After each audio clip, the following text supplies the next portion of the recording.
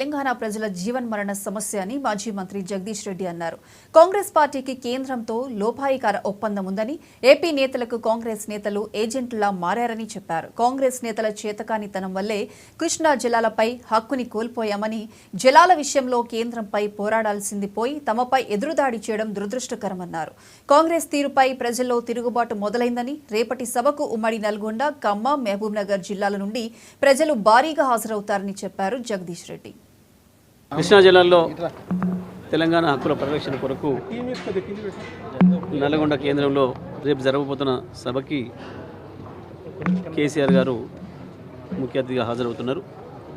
14 సంవత్సరాలు కేసీఆర్ నాయకత్వంలో నీళ్ళ కొరకు పోరాటం చేసి తెలంగాణ రాష్ట్రం వస్తే తప్ప మన సమస్యలకు పరిష్కారం కావు అని చెప్పి, నా స్వప్నం, నా ధ్యేయం తెలంగాణ రాష్ట్రమే అని చెప్పి 2001లో ప్రకటించి ఉద్యమాన్ని నడిపి కేసీఆర్ చచ్చుడో తెలంగాణ వచ్చుడో అనే నినాదంతో ఆమరణ దీక్ష కూర్చొని తెలంగాణ రాష్ట్రాన్ని సాధించడమే కాకుండా కేంద్రము పక్క రాష్ట్రాల కుట్రలన్నిటి కూడా తట్టుకొని గత 10 సంవత్సరాలు యుద్ధం చేసి మరి కృష్ణా గోదావరి జలాల్లో మన హక్కుల్ని కాపాడే ప్రయత్నం కేసీఆర్ గారు చేసిండ్రు, నిలబెట్టిండ్రు. బ్రహ్మాండంగా 2014 నుంచి 2023 వరకు తెలంగాణ వ్యవసాయ రంగం రూపురేఖలన్నీ మార్చి తెలంగాణ రైతాంగానికి ఒక ఊరటనిచ్చిండ్రు.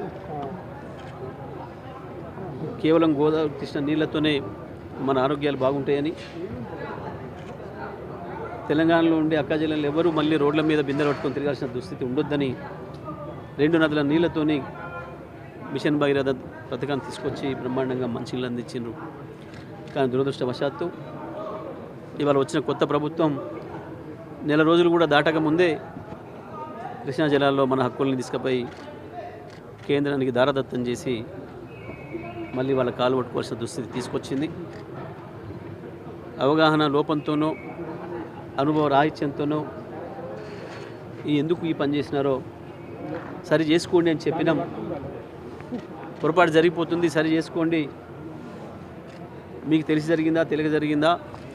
కేఆర్ఎంబి సమావేశానికి రాష్ట్ర అధికారులు పంపించేటప్పుడు కనీసం ముఖ్యమంత్రి కానీ ఇరిగేషన్ శాఖ మంత్రి కానీ సమీక్ష చేయకుండా వాళ్ళకు ఒక డైరెక్షన్ ఇవ్వకుండా పంపినరు.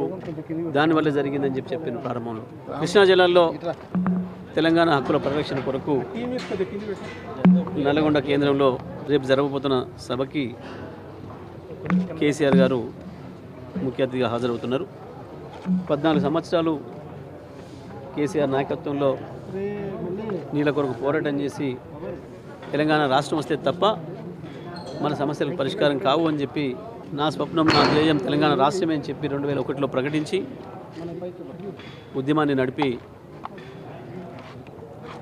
కేసీఆర్ చచ్చుడో తెలంగాణ వచ్చుడో అనే నినాదంతో ఆమరణ దీక్ష కూర్చొని తెలంగాణ రాష్ట్రాన్ని సాధించడమే కాకుండా